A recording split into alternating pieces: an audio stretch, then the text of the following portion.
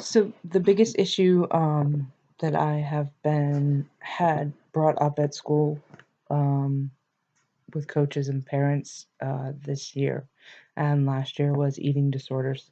We've had quite a large number, far more than we have ever had within the last 2 years of incidences of the girls being diagnosed with eating disorders.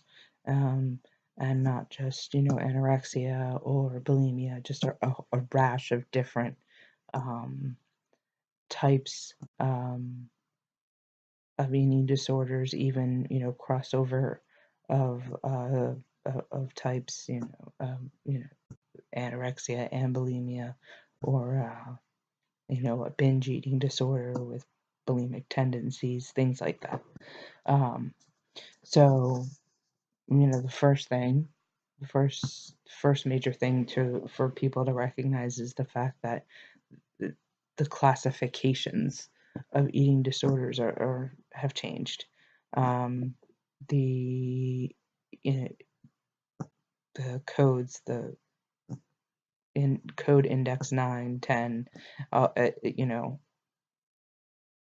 the code was used to just have, anorexia, bulimia, and other eating disorders non-specified. And now you still have your anorexia, your bulimia, your binge eating disorder, and you also have other eating disorders non-specified, and that can cover a wide range of disordered eating patterns, particularly with athletes.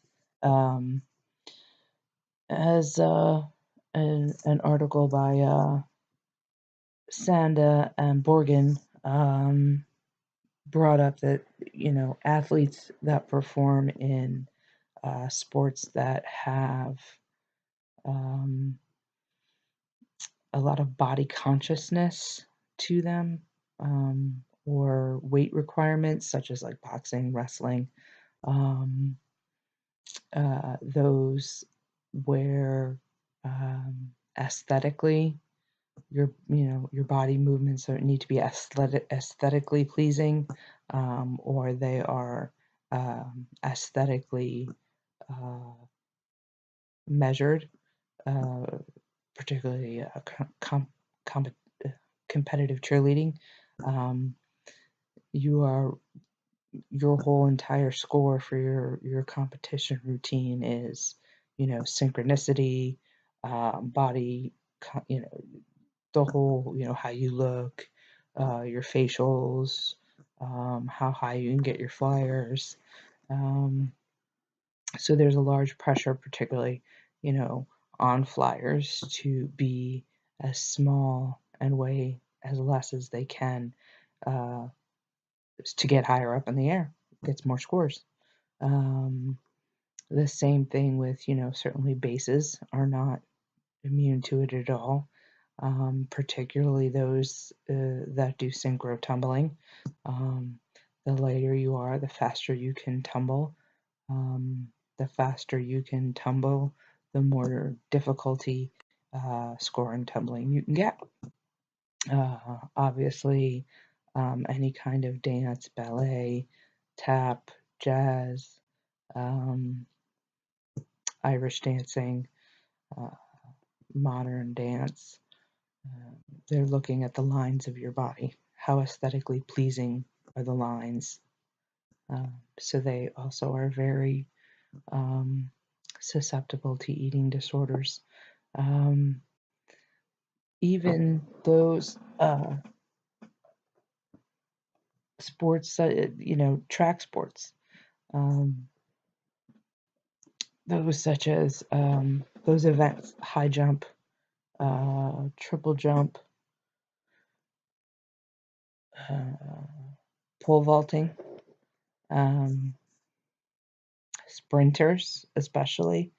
Um, Anything where a coach might tell you that, the lighter you are, the faster you are, or the lighter you are, the higher you'll jump. that right there immediately can set them off into a disordered eating pattern. Another really great article by Selby and Reel,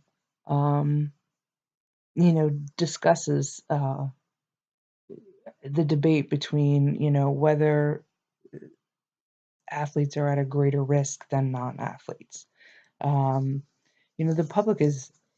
The athletes, yes, are at a risk. And as we discussed, there are certain sports that are a much higher risk than other sports, but that doesn't mean that non-athletes or non-team athletes can't be susceptible to eating disorders, particularly those who participate in CrossFit or powerlifting. They can all be just as susceptible. What is our responsibility as, fitness professionals or athletic trainers? Um, what is our responsibility towards the athlete or the client? The first responsibility we have is, never ever directly go to your client, go to your athlete and say, "Hey, I think you have an eating disorder." Um, the nature, the culture of eating disorder it is they hide it. That's They don't want to be found out. The more found out they are, that it pushes them more and more and more towards um, the breaking point, and they'll just it makes their behaviors more acute. Um, Having almost like a chain of command, like for myself as an athletic trainer, my chain of command would be to go to my athletic director. We go from the athletic director to the guidance department, from the guidance department to the school nurse, from all of us to the parents. To you know, we have this concern. We'd like to talk to you about it, and it would go from there. And then a lot of the times the parents say, "Hey, yeah, I've seen the same behaviors, I have the same concerns," and we can work as a multidisciplinary team along with the parents and the athletes, psychiatrists, psychologists, nutritionists, dietitian, to get them where they need to be to get them better. And a lot of times, um, using that return to play, uh, as a reward can really help. And the other biggest takeaway that I think people should have is the fact that, who looks like they have an eating disorder. Um, you know, just because you have an athlete on your track team that, looks like she's 50 pounds underweight, that may just be her build, her metabolism, her skeletal build. It's just her family genetics. You also could have um, an athlete on your team who looks like she's 30 pounds overweight. But again, she's the one with the disorder. You just can't tell from the outside. Um, you have to, you have to get to know your athletes. You have to you really have to you multitask. You have to pay attention to things just, outside of making the sport lineup or making sure, they're making the hurdle. Um, but once you identify it, it's your responsibility to bring it to the attention of the right people. It's not, you know, you throwing it under the rug is not going to help. There's some fantastic resources out there. Um, so some of the ones that we work with are Shepherd Pratt. They have a fantastic eating disorder clinic. Um, there's some great ones up in Pennsylvania, in Philadelphia. There's the Renfrew Eating Center.